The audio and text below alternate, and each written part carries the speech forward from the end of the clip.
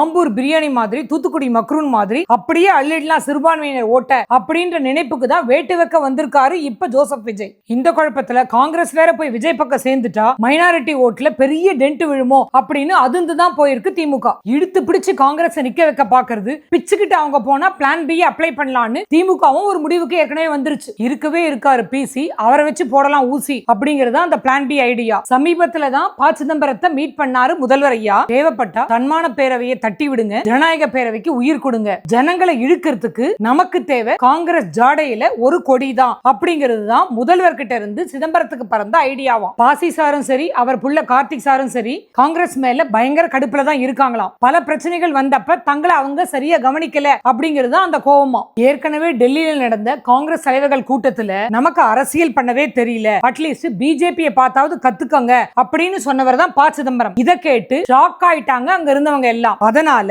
Already அவரு பிஜேபியினுடைய B டீமாவோ இல்ல ஸ்லீப்பர் செல்லாவோ மாறிட்டாரு அப்படின்னு கூட டெல்லியில பரபரப்பா ஒரு பேச்சு உண்டு. திமுகவை விட்டு காங்கிரஸ் வெளியில வரணும், அவங்க போய் விஜய் பக்கம் சேரணும் அப்படின்னு ஆர்வமா காத்துக்கிட்டு இருக்கிறது என்னவோ பிஜேபி தான். அதனால சிறுபான்மையினர் ஓட்டு ரெண்டா ஸ்பிளிட் ஆகும், அதனால நமக்கு அங்க பவர் ஏறும் அப்படின்னு ஆர்வமா காத்துக்கிட்டு இருக்கு பிஜேபி. பாசி